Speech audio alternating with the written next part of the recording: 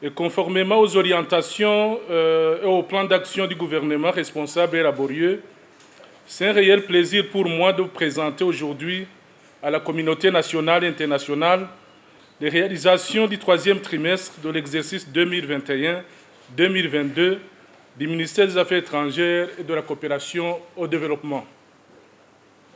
Comme vous le savez, au cours de la période considérée, le ministère a réalisé beaucoup d'activités que je ne saurais lister en quelques minutes seulement. Ceci étant, je me limiterai à quelques actions phares qui ont marqué le troisième trimestre de cette année. Pour les autres activités accessoires que je ne pourrai pas aborder dans cette conférence, elles ont toujours été communiquées à la presse au fur et à mesure de leurs réalisations à travers nos canaux habituels de communication. Ma présentation ce matin s'articulera autour de 6 principaux axes de communication, à savoir le renforcement de la bonne gouvernance, le renforcement de l'extension de la coopération au développement, le renforcement de la communication diplomatique, la consolidation d'une relation stratégique entre la diaspora et le gouvernement burundais, mais à la fin, je vais aborder les défis rencontrés ainsi que les perspectives d'avenir. Excellences, Mesdames, Messieurs, distingués participants, dans le cadre du renforcement de la bonne gouvernance, la lutte contre la corruption et les malversations économiques, plusieurs actions ont été menées dans le cadre de la mise en œuvre de l'axe 13 du Plan national de développement du Burundi 2018-2027 sur la gouvernance ainsi que celle en rapport avec l'axe 2 du même plan relatif au développement des infrastructures publiques. Sans être exhaustif, je citerai entre autres la tenue de 108 réunions à l'intention du personnel du ministère à tous les niveaux dans le but de l'intensification du dialogue social inclusif, la promotion de la politique de tolérance zéro à la corruption et aux malversations économiques, l'amour du travail ainsi que le sentiment d'appartenance à notre institution. Partant de la logique selon laquelle la confiance n'exclut pas le contrôle, cette visite de terrain ont été effectuées par le cabinet auprès des services décentralisés de notre ministère pour se rendre compte de la qualité du travail et des services rendus au public. Excellences, Mesdames, Messieurs, distingués participants, comme vous le savez, l'apprentissage est la seule chose que l'esprit n'épuise jamais, ne craint jamais et ne regrette jamais. C'est dans cet esprit que nous avons organisé 3 ateliers de formation dans les domaines clés de l'administration, de la gestion de l'inspection, à l'intention du personnel concerné. D'autres cadres du ministère sont dans des formations de renforcement des capacités dans plusieurs pays partenaires sur tous les continents. Dans le cadre de la promotion de la bonne gouvernance très chère au gouvernement responsable et laborieux, 4 missions d'inspection dans les missions diplomatiques et consulaires du Burundi à l'étranger ont été effectuées, notamment à Addis Abeba, à Kinshasa, à Paris, à Bruxelles. La stratégie de la bonne gouvernance, la lutte contre la corruption, les malversations économiques a été élaborée et elle est disponible à son moment. Cette stratégie et son plan d'action nous servira de tableau de bord, voire même de boussole, pour faire de la bonne gouvernance une réalité au sein de notre ministère. Dans le même ordre d'idées, nous avons élaboré les termes de référence de l'étude de faisabilité des manuels de vérification interne. C'est ainsi que le suivi interne de l'exécution du budget a été fait avec soin et sanctionné par un rapport trimestriel relatif. Le projet de l'annuaire statistique édition 2020 du ministère a été produit et disponible à son moment. Il sera publié au 4e trimestre.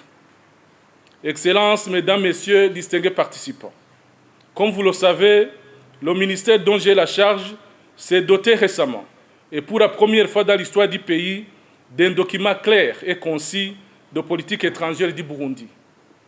La vulgarisation de ce document essentiel pour tout diplomate burundais au sein des missions diplomatiques et consulaires du Burundi à l'étranger est en cours. Les livrets de ce document de politique étrangère disponibles pour une consultation. Au niveau des TIC, le ministère a interconnecté ces deux bâtiments abritant ces services en réseau informatique et téléphonique unifié et sécurisé pour partager l'Internet avec la même passerelle. Le but poursuivi ici étant l'amélioration de la qualité du travail pour tout le personnel, ainsi que la promotion de la culture digitale au sein de notre ministère.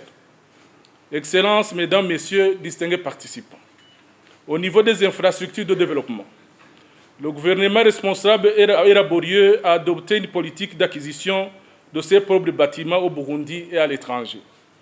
C'est dans ce cadre que nous avons assuré le suivi des travaux de construction des ambassades, des résidences, clôtures de terrain obtenues récemment de la part des pays hôtes. À titre d'exemple, tous les travaux liés à la construction de la résidence à l'ambassade du Burundi à Addis Abeba sont achevés, tandis que ceux de la chancellerie sont à 75% du taux d'exécution. À Paris, les travaux de réhabilitation de la résidence sont à 85%. À Kinshasa, en RDC, les travaux de réhabilitation de la résidence sont presque terminés. Toujours à Kinshasa, les démarches diplomatiques en vue de la restitution de la parcelle du Burundi spoliée dans le quartier Gombe de Kinshasa se poursuit normalement. Le principe de la réciprocité ne sera appliqué qu'après avoir épuisé toutes les options et tous les outils que la diplomatie nous offre, compte tenu de la qualité de nos relations avec ce pays voisin. À Bruxelles, en Belgique, la réhabilitation de la toiture de la chancellerie est terminée. Et pour Dodoma, en Tanzanie, les travaux de construction de la clôture de la parcelle offerte par le pays hôte sont évalués à 95%. À Kigoma, le nouveau plan de construction du consulat a été validé. La nouvelle budgétisation est en cours d'analyse pour approbation. Pour ce qui est de Mogadiscio en Somalie, les travaux avaient été suspendus par le gouvernement somalien pour des raisons d'emplacement de la parcelle, mais après des démarches diplomatiques intenses menées auprès du gouvernement somalien, la parcelle du Burundi a été réattribuée à l'État burundais. Excellences, Mesdames, Messieurs, distingués participants, en Kirundi, on dit « Giriwawe Ubahwe ».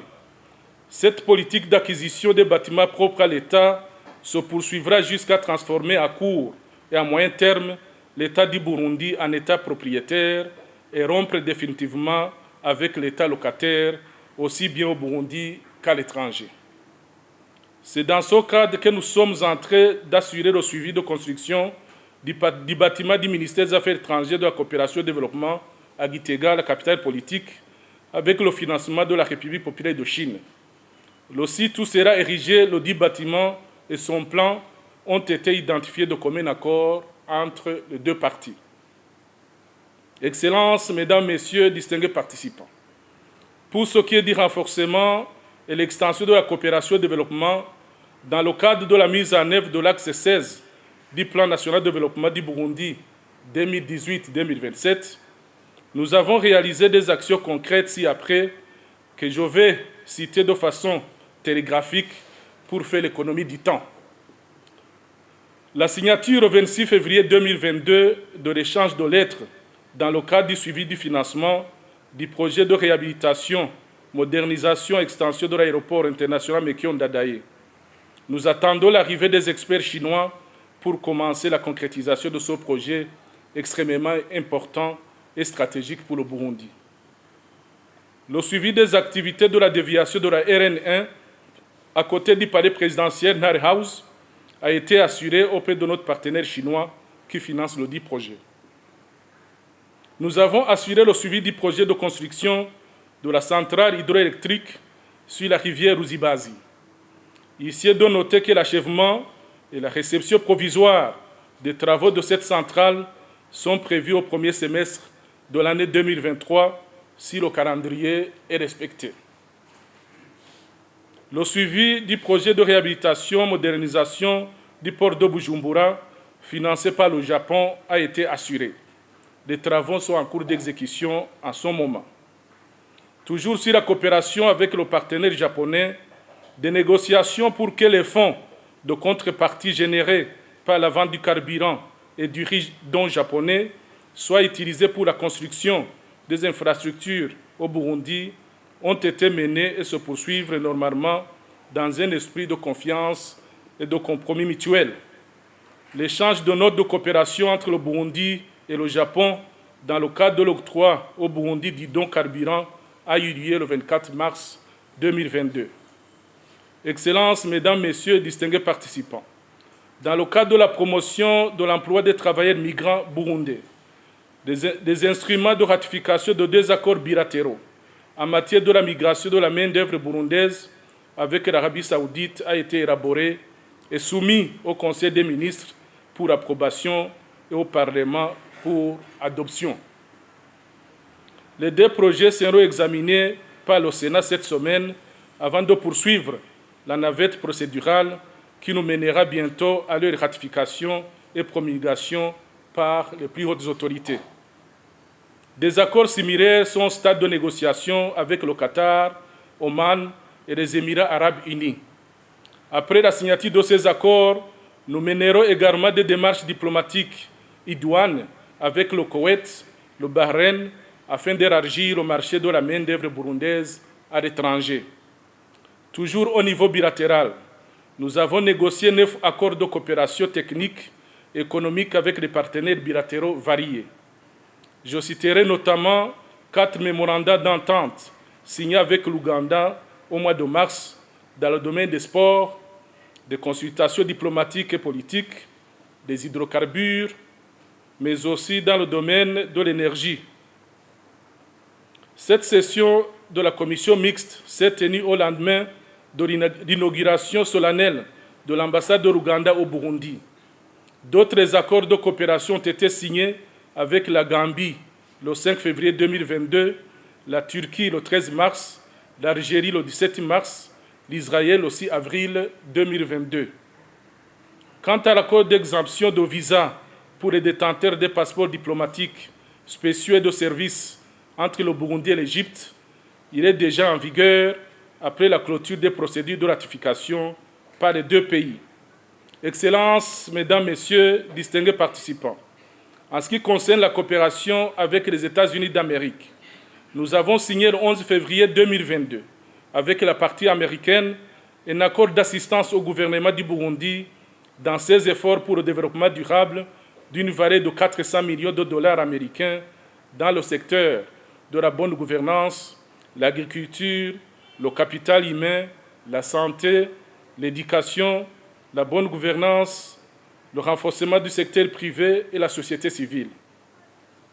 Les instruments de ratification de cet accord important burundo-américain seront examinés prochainement par le Conseil des ministres.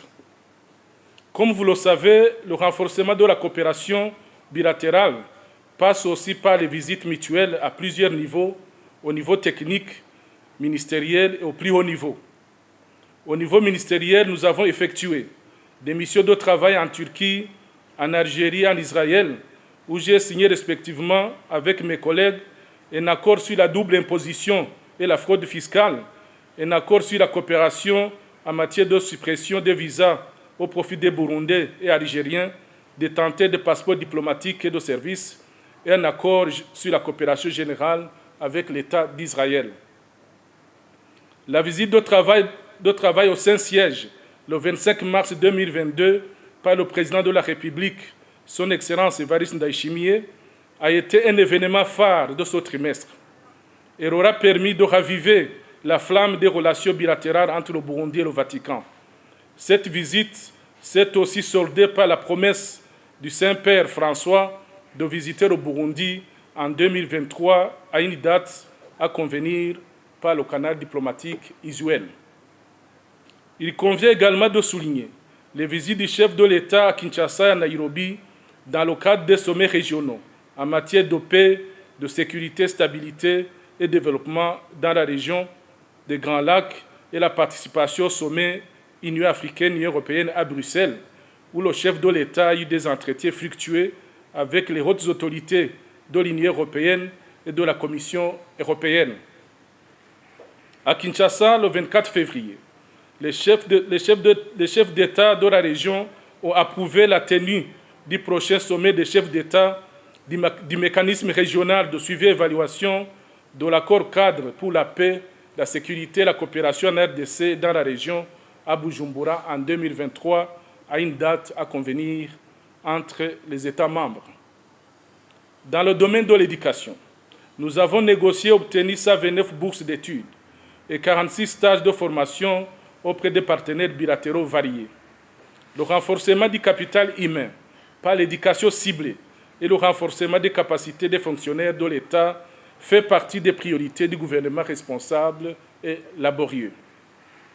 Pour ce qui est des mécanismes de coopération régionaux, nous avons organisé à Bujumbura la 3e session de la commission mixte de coopération entre le Burundi et l'Ouganda qui a eu lieu du 22 au 24 mars 2022. D'autres sessions de commissions mixtes entre le Burundi et le Kenya, la Guinée équatoriale, la RDC, le Soudan, la Tanzanie, l'Oman, etc., sont en cours de préparation en ce moment. Dans le cadre du renforcement de la coopération avec les organisations régionales africaines et internationales, le ministère a représenté le gouvernement à une quinzaine de réunions techniques et statutaires des organisations régionales africaines et internationales dont le Burundi est membre. Le ministère a également pris part à 9 conférences à caractère régional et international organisées par les organisations dont notre pays est membre.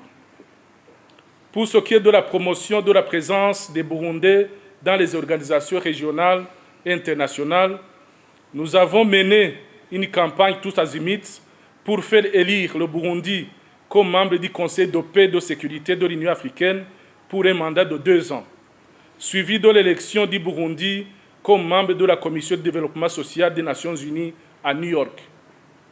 Dans la même foulée, M. Domitien Ndayizeye et Sylvestre Ntibantunganya, tous les 2 anciens présidents du Burundi, ont été respectivement élus, d'abord comme membres, puis pour présider le Conseil des sages de l'Union africaine et le Conseil des sages de la force en attente de la communauté est-africaine, suivi également de l'élection de l'honorable Vital Bambanze comme membre de l'instance permanente des Nations unies sur les questions autochtones pour un mandat de 3 ans.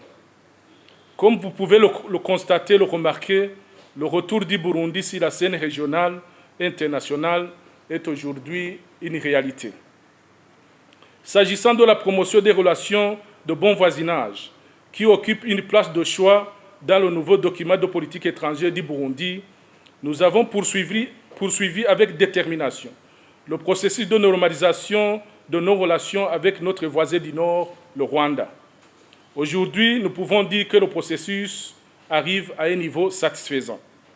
Le seul point en suspens est le contentieux de 2015, que nous voulons liquider définitivement dans un esprit de compromis et de confiance mutuelle. La remise des putschistes de 2015 en cavale à Kigali à la justice burundaise sera un point catalyseur et un tournant majeur dans la normalisation des liens d'amitié et de coopération entre nos 2 pays frères, condamnés, comme vous le savez, à vivre ensemble de par la géographie et l'histoire. Dans le cadre de l'encadrement du corps diplomatique et consulaire, le ministère s'est fortement impliqué dans les préparatifs et la tenue des cérémonies d'échange de vœux entre le président de la République et le corps diplomatique et consulaire accrédité au Burundi le 28 janvier 2022.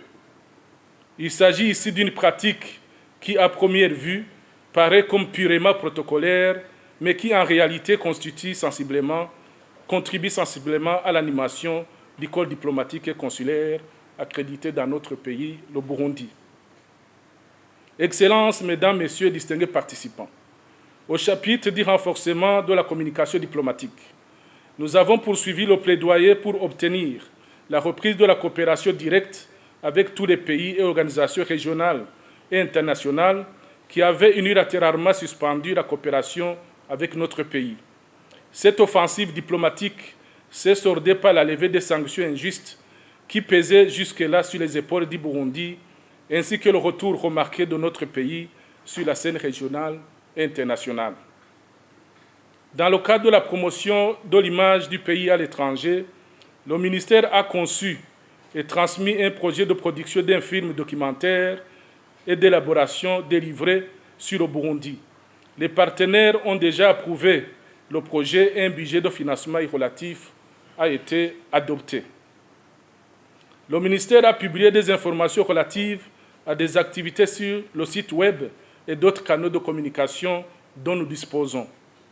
Au total, 57 articles en version française, 51 en version anglaise et 108 tweets en français, 44 tweets en anglais, 32 sur Instagram et 33 sur la page Facebook ont été mis en ligne en temps réel au rythme des événements. Le ministère a produit et envoyé aux missions diplomatiques et consulaires du Burundi à l'étranger et aux missions diplomatiques et consulaires et organisations régionales et internationales accréditées au Burundi, ainsi qu'aux différentes institutions du pays, un bulletin trimestriel et 24 magazines, dont 12 en français, 12 en anglais, regroupant des sujets d'actualité de notre pays.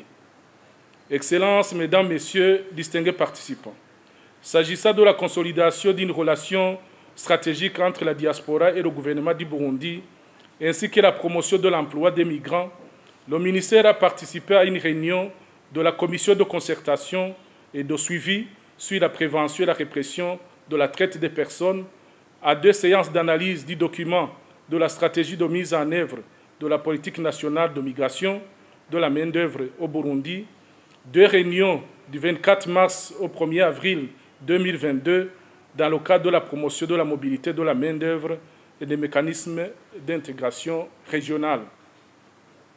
Le ministère a également assuré le suivi du processus de mise en place d'une ordonnance conjointe entre les ministères ayant les affaires étrangères et les finances d'arrêt des attributions portant sur l'exonération des taxes sur les effets personnels des membres de la diaspora burundaise qui décident de gagner le pays définitivement. Nous avons organisé une retraite du comité ad hoc chargé de la mise à jour de la stratégie de mise en œuvre de la politique nationale de la diaspora du 21 au 25 février 2022 à Gitega. Aussi, le ministère a participé à une réunion technique pour la mise en œuvre du projet tripartite gouvernement du Burundi, OIM-BAD, sur la réduction du chômage des jeunes et l'engagement de la diaspora, tenu le 25 janvier 2022. En ce qui concerne le renforcement et l'extension de la coopération avec les ONG, ASBL étrangères œuvrant au Burundi, 2 missions de suivi et évaluation des réalisations des organisations régionales et internationales et des ONG étrangères ont été effectuées. Nous avons examiné au total 62 dossiers de demande d'agrément et prorogation d'agrément du personnel expatrié et un dossier de demande d'agrément d'une nouvelle ONG étrangère. 68 dossiers de demande de plaques d'immatriculation temporaire et de renouvellement des plaques d'immatriculation temporaire des ONG étrangères ont été analysés et traités. 100 dossiers de demande d'exonération des matériaux des ONG étrangères ont été analysés et traités. Au chapitre de l'administration des privilèges et immunités diplomatiques, 1098 dossiers de demande d'apostille et de légalisation ont été analysés et traités, 192 dossiers de demande d'exonération ont été analysés et traités, 40 cartes diplomatiques et 3 cartes consulaires ont été octroyées, 73 dossiers de demande de visa d'établissement ont été analysés et traités, 27 dossiers de demande de plaques d'immatriculation diplomatique ont été analysés et traités, 9 dossiers de demande d'autorisation de survol et d'atterrissage ont été traités et analysés, 5 demandes d'agrément d'ambassadeurs étrangers résidents et non résidents ont été accordées et 5 demandes d'accréditation d'ambassadeurs et consuls à l'étranger a obtenu une issue favorable. S'agissant des enjeux internationaux brûlants de l'heure, plus particulièrement la situation en Ukraine, le Burundi a opté pour une position abstentionniste, neutre et de non-alignement.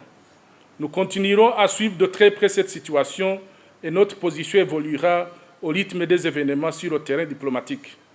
L'action diplomatique du Burundi, comme vous le savez, est toujours guidée par les principes et les valeurs auxquels nous croyons. Excellences, Mesdames, Messieurs, tout protocole observé.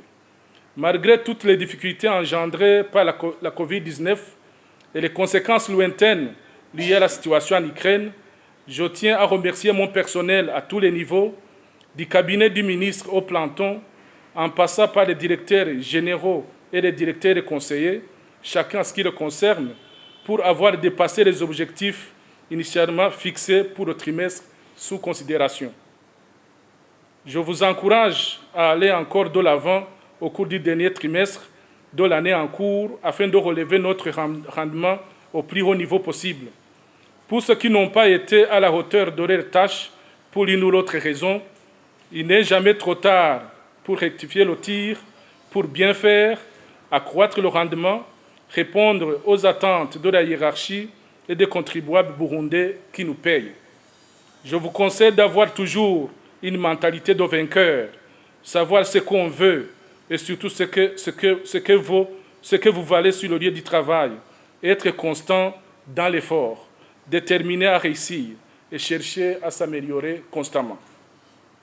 Excellences, Mesdames, Messieurs, distingués invités, je ne saurais conclure mon propos sans remercier du fond de mon cœur Son Excellence, Monsieur le Président de la République, Son Excellence, Monsieur le Vice-président de la République, Son Excellence, Monsieur le Premier ministre, pour les orientations et les conseils sans lesquels notre bilan n'aurait pas été ce qu'il est aujourd'hui. Aussi, partant de la logique qu'une activité non communiquée était non événement, je m'en voudrais de ne pas dire un grand merci aux journalistes ici présents pour leur excellent travail qui porte loin nos activités et notre voix. Je vous remercie de votre aimable attention.